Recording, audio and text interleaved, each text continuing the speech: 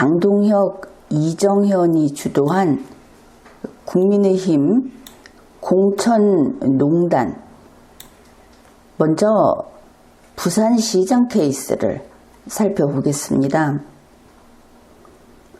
2026년 6.3 지방선거 부산시장 공천농단. 여기에서 우선 어떻게 밖에는 공천으로 되어 있지만 지금까지 진행된 과정을 보면 이것은 공천농단이다. 공천농단이라는 것을 토대로 이것은 공천장사다. 이렇게 평가합니다. 처음에 부산시장 공천심사를 신청한 사람은 두 사람이었습니다. 박형준 현 시장 그리고 주진우 국민의힘 소속 국회의원이었죠. 국민의힘 공천관리위원회는 3월 11일 서울에 있는 중앙당사에서 이 두 사람을 면접했습니다. 공천심사가 시작된 것입니다. 3월 11일에 면접을 해놓고 3월 16일에 이정현 공천관리위원장이 소위 전권을 행사해버립니다. 여기에서 전권이라고 하는 것은 법에 따른 규정에 따른 민주적인 권한 행사가 아니라는 뜻이 되겠습니다. 결단을 내렸다. 혁명을 하고 혁신을 한다. 그저 공천관리위원회에서 이렇게 하기로 했다. 그래서 이러한 이정현 위원장의 전권 행사는 왜 그랬습니까? 어떤 근거로 그렇게 했습니까? 혹은 그 의사결정 과정은 어떠했습니까? 라는데 답을 내놓지 못합니다. 이정현의 전권 행사는 바로 이런 것이었습니다. 현 부산시장인 박형준은 컷오프. 컷오프란 공천에서 배제해버리는 겁니다. 너는 안 돼. 이것이 컷오프입니다. 이유 없이 안 돼. 현재 이정현 공관위원장 그리고 장동혁 대표의 말을 보면 이번 지방선거 국민의힘 컷오프는 이유가 하나입니다. 당을 위해서. 도대체 당이 무엇인가? 당 지도부, 거기에 있는 이 몇몇 사람들의 뜻대로 여기에 대해서는 반대할 사람이 없겠죠? 뉴스를 통해서 다 확인했으니까. 박형준은 컷오프하고 주진우를 단수 공천한다. 부산시장에 경선 없이 그냥 주진우로 내보낸다. 이유 없이 현직 시장은 자른다. 이렇게 된 겁니다. 이정현이 어째서 전권을 행사하게 되었는가? 그 과정도 다 밝혀져 있습니다. 바로 이때 2026년 3월 15일에 이정현이 장동혁 대표로부터 전권을 받았다. 내가 그 전권을 행사하겠다. 이렇게 밝혔습니다. 이 사건이 어떻게 된 것이냐? 장동혁이 이정현에게 전권을 수여한 사건 말입니다. 그것은 3월 13일 이정현의 사퇴쇼로 시작이 됩니다. 3월 13일에 사퇴하겠다 이래놓고 바로 다음 날인 3월 14일에 장동혁 대표가 경기도에서 이정현과 1대1로 면담을 했다고 합니다. 그리고 이 자리에서 전권을 수여했다는 것이죠. 전권 수여 사실은 이정현 위원장이 밝힙니다. 다음 날 바로 3월 15일 오전에 결국 이정현이 복귀쇼를 하면서 나 전권 들고 있다. 전권 들고 복귀. 이렇게 돼서 이정현 공천관리위원장은 장동혁이 준 전권을 행사하고 있는 겁니다. 칼을 휘두르는 것이죠. 그래서 단지 부산시장 공천심사를 하면서 면접 한번 보고서는 박형준을 컷오프 해버린 겁니다. 근데 박형준은 좀 컸죠. 그렇게 쉽게 날릴 수 있는 대상은 아니었다. 더구나 지금 국민의힘에서는 부산 지역에 많이 의존해 있습니다. 지지율이 그렇게 낮은데도 불구하고 모든 것을 충청남도 그리고 부산에 퍼붓고 있죠. 그러니 3월 16일 박형준이 강력 반발을 합니다. 이렇게 말을 한 겁니다. 이정현 공관위원장은 아무 기준도 없이 이거 맞죠? 아무 기준도 없이 현역 단체장을 컷오프하고 단수 공천한다고 밝혔다. 이런 행위가 뭐냐? 국민의힘을 망하게 하는 망나니 칼춤이다. 이것은 이번 지방선거에서 국민의힘이 부산을 포기하는 것이다. 또한 이것은 국민의힘이 부산을 민주당에게 그리고 민주당 후보가 승리하도록 헌납하는 행위다. 이렇게 강하게 비판을 했습니다. 그리고 부산 지역 국회의원들도 와서 여기에 대해서 항의를 했고 지역 민심도 마찬가지로 이정현에게는 불리했죠. 이정현 장동혁에게 이렇게 되고서 바로 3월 17일에 이런 당내 반발이 있어서 어쩔 수 없다 하면서 이정현 공관위원장은 부산시장은 경선으로 간다. 이렇게 경선 결정을 합니다. 박형준의 손을 들어줘야 되겠죠. 이러한 일들을 거쳐서 3월 27일에 1차 토론회를 했습니다. 정상적인 경선 절차로 접어든 것처럼 보입니다.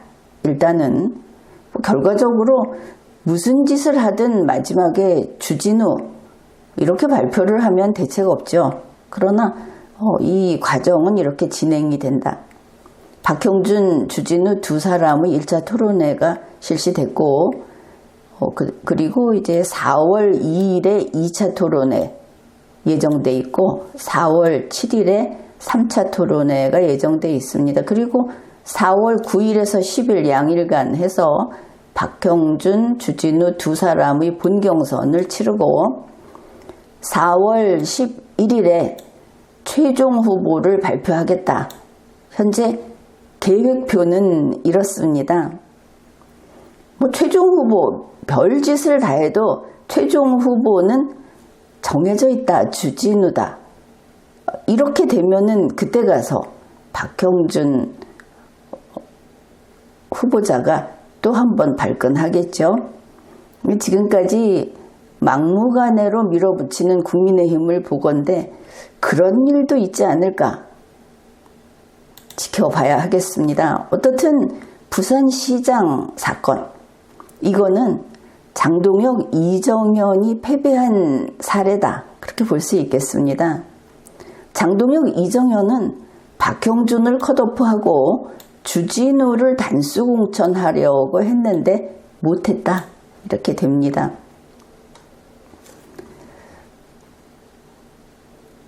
이러한 국민의힘의 사천 또는 공천장사 이게 부산시장 경우만 한정된 것이 아니죠.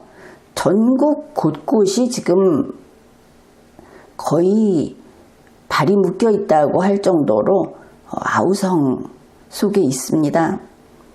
일단 지금은 우리가 부산시장 케이스를 보고 있는데 이 모든 것을 뭉뚱그려서 2026년 3월 29일에 국민의힘은 슬그머니 출구 전략을 쓰기 시작합니다.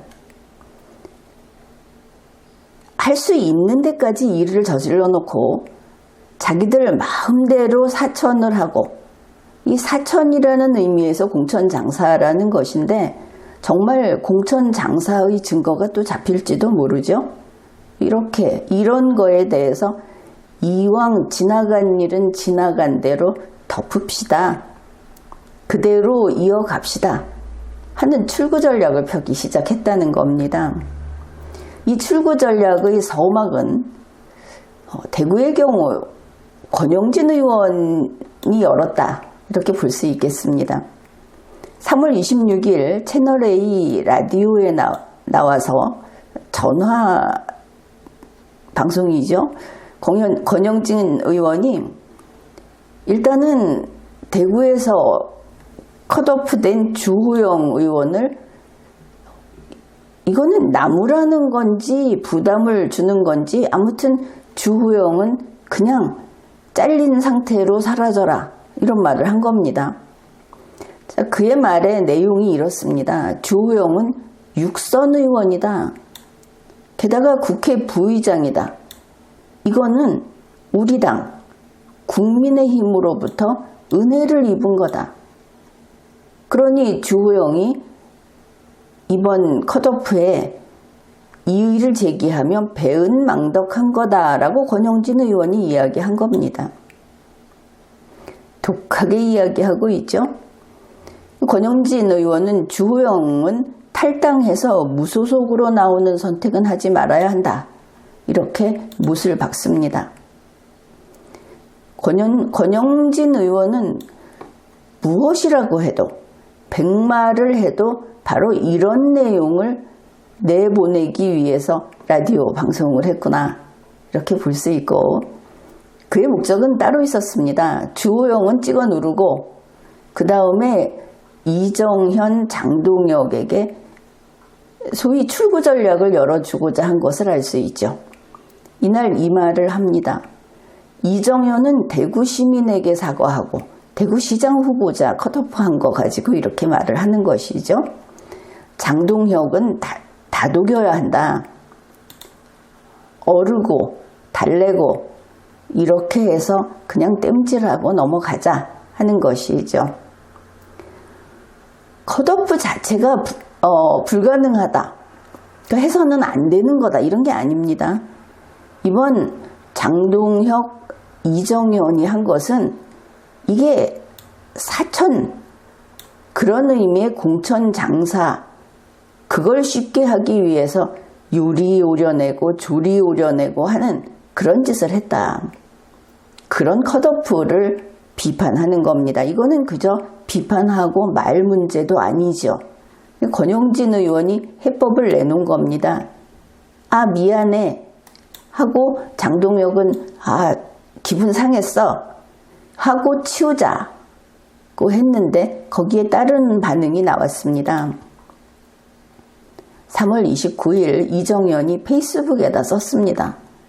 이정현 공천관리위원장은 참 사람이 오만하죠. 페이스북에다가 써 올리면 되는 거냐. 어쨌든 이정현이 한 말은 이런 내용입니다. 나와 우리 공관위원들, 여기에서 누가 떠오릅니까?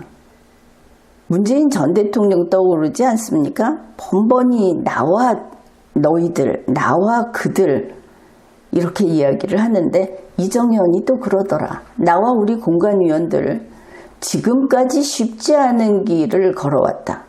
아이고 그러셨어. 이러겠죠. 대구 시민들.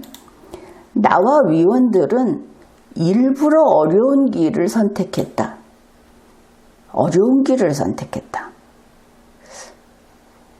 이정현 씨는 최근에 이 발언을 할 때 보면 자기가 당대표인가, 시대 시대를 이끄는 선지자인가 이런 느낌이 드는 그 용어를 많이 사용합니다. 그래서 나와 우리 공관위원들이 쉽지 않은 길을 걸어왔고 일부러 어려운 길을 선택했다. 그 과정에서 마음의 상처를 크게 입은 사람들에게 사죄하겠다. 이러면 사과한 것 같죠. 그런데 그 글에서 바로 이렇게 말을 합니다. 내가 양보하라고 한 사람들 있잖아. 당신들 양보해.